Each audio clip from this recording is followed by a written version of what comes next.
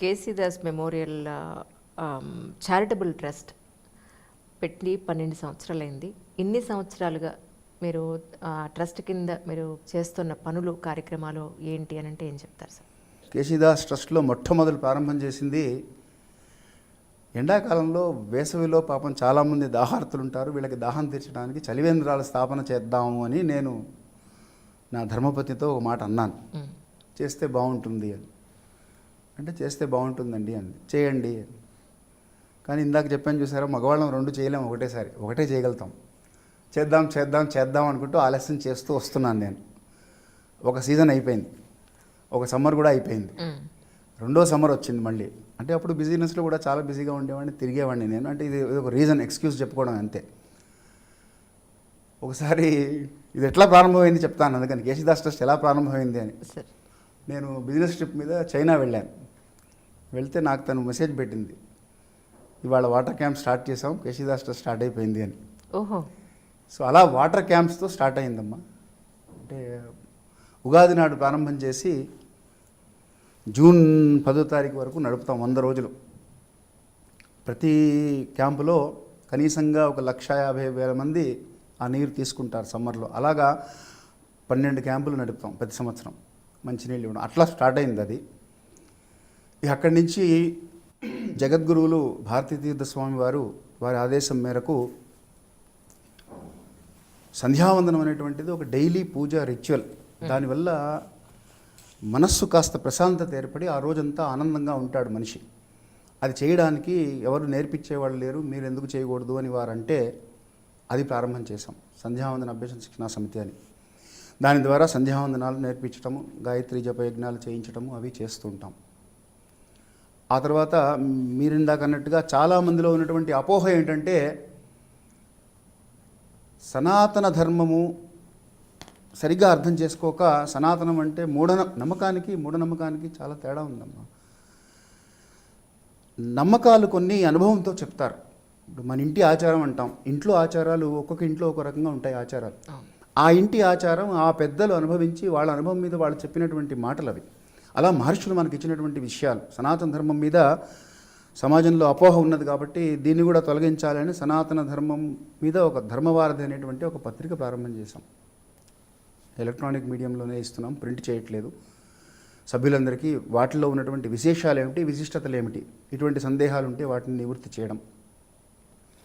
ఆ తర్వాత వేద విద్యని ప్రోత్సహించడం, వేద పాఠశాలలకు కావలసినటువంటి నిధులు సమకూర్చడం. అచ్చలాపూర్ అని ఇక్కడ ఆదిలాబాద్, పూర్వం ఆదిలాబాద్ జిల్లాలో ఉండేది, ఇప్పుడు మంచిర్యాల దగ్గర ఉంటుంది, బెల్లంపల్లి దగ్గర. అదొక కుగ్రామం. ఆ కుగ్రామంలో ఒక వేద పండితుడు మనోహర్ అవధాని గారని, ఆయన పూనుకొని పాపం చాలా కష్టపడుతున్నారు, పిల్లల్ని భోజనం పెట్టడం కూడా కష్టంగా ఉన్నది. అటువంటి వాళ్ళకి సహాయం చేయాలని దాన్ని మేము టేక్ ఓవర్ చేసి అక్కడ ఋగ్వేద భవనము, యజుర్వేద భవనము, గోశాల ఇవన్నీ కూడా నిర్మాణం చేయించి ఇప్పుడు అది చక్కగా నడుస్తున్నది. అలా ఇంకొన్ని వేద పాఠశాలలకు, గోశాలలకు సహాయం చేయడం. తర్వాత పిల్లలకి చదువుల కోసం స్కాలర్షిప్స్, పూర్ ఉంటారు, ఎకనామికలీ బ్యాక్వర్డ్, వాళ్ళకి అంటే గవర్నమెంట్ పథకాలు ఉన్నాయి కానీ అందరికీ అందుబాటులో ఉండవు అవి. కాబట్టి దానికోసమని సంవత్సరానికి ఒకసారి మేము వాళ్ళకి ఎడ్యుకేషన్ స్కాలర్షిప్స్ శాంక్షన్ చేసి ఆ ఎడ్యుకేషన్ స్కాలర్షిప్స్ ఇవ్వడం. అలాగే వైద్య సహాయానికి ఏమన్నా సహాయం కావాలంటే ఆదుకొని వాళ్ళకి ఆర్థికంగా సహాయం అందించడం. ఇలా కొన్ని పథకాలు పెట్టుకొని దాని తరఫున మేము మా శక్తి మేరకు ఆ సహాయ సహకారాలు అందిస్తూ వస్తున్నాం. ఇప్పుడు లోక కళ్యాణం అనేటువంటి ఒక సంకల్పంతో 100,000,000 గాయత్రి జపయజ్ఞం అని ఒకటి సంకల్పం చేశాం.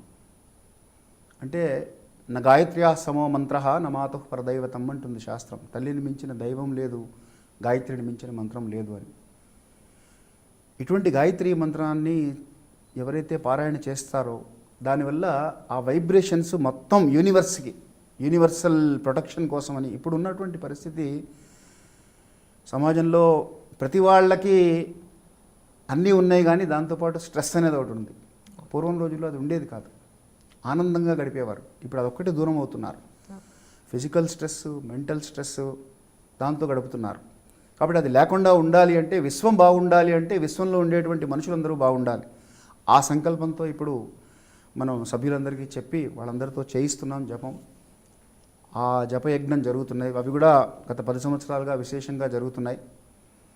తర్వాత భగవద్గీత ఒకటి చాలా గ్రాస్లీ మిస్యూజ్డ్ సమాజంలో.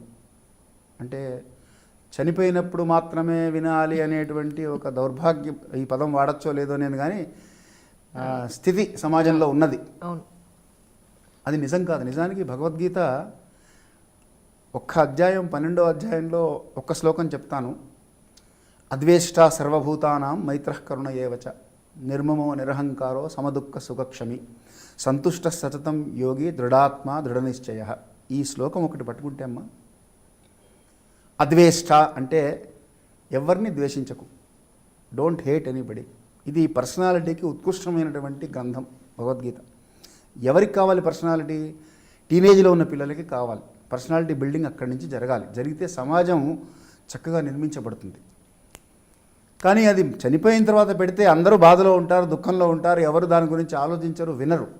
అందుకని ఇలా లాభం లేదని ద్వేషించకుండా, ఎవరిని ద్వేషించకుండా ఉండు. అద్వేష్ట సర్వభూతాని మైత్రః బీ ఫ్రెండ్లీ, కరుణ హ్యావ్ కంపాషన్, నిర్మమో డోంట్ హ్యావ్ అటాచ్మెంట్స్ డిటాచ్మెంట్తో ఉండు, నిరహంకారో ఈగోయిస్టిక్గా ఉండకు, సమదుఃఖ సుఖదుఖాలను సమంగా ఉండడం అలవాటు చేసుకో. ఎందుకంటే మనిషి అన్నాక కష్టాలు వస్తాయి, సుఖం వస్తుంది, రెండు వస్తాయి. దీంతో నువ్వు సమంగా ఉండడం నీకు అలవాటు కావాలి. అది నువ్వు డెవలప్ చేసుకోవాలి అని చెప్తుంది భగవద్గీత. చెప్పేవి ఇవన్నీ మాటలు భగవద్గీత చెప్తోంది. దీంట్లో మతానికి కానీ, ఒక కులానికి కానీ, ఒక ప్రాంతానికి కానీ దాన్ని ఆపాదించే అవకాశమే లేదు, ఆస్కారమే లేదు. అందుకని ఇవాళ మన దేశ ప్రధాని ఎక్కడికి వెళ్ళినా దేశాధినేతలందరికీ అది బహుమతి ఇస్తున్నారు, వాళ్ళు తీసుకుంటున్నారు. మనం కూడా చరిత్రలో చాలా చూసాం. అందువల్ల భగవద్గీత క్లాసెస్ టేకప్ చేసాం. అన్ని చోట్ల పిల్లల్ని ముఖ్యంగా టార్గెట్ చేసి, టీనేజ్ పిల్లల్ని, వాళ్ళకి భగవద్గీత వాళ్ళతోటి పారాయణ చేయించి రేపు గీతా జయంతి 3వ తారీఖు గీతా జయంతి కూడా సెలబ్రేట్ చేస్తున్నాం. సామూహికంగా పారాయణ చేయిస్తాం. అలాగే హనుమాన్ చాలీసా ఒకటి, ఇది కలిలో తొందరగా భగవంతుడు కరుణిస్తాడు. ఎలాగా అంటే కలౌ చండీ వినాయక హనుమః అంటారు. హనుమంతుడు కూడా తొందరగా అందరికీ ధైర్యాన్ని అందిస్తాడు. బుద్ధిర్బలం యశోధైర్యం నిర్భయత్వమరోగత అన్నారు కనుక ఇవన్నీ కూడా హనుమాన్ చాలీసా వల్ల జరుగుతాయి సమాజంలో.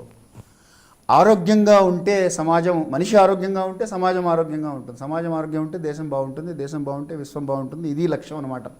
ఆ లక్ష్యానికి అనుగుణంగా ఇవన్నీ కేశీదాస్ ట్రస్ట్ తరఫున చేస్తున్నాము.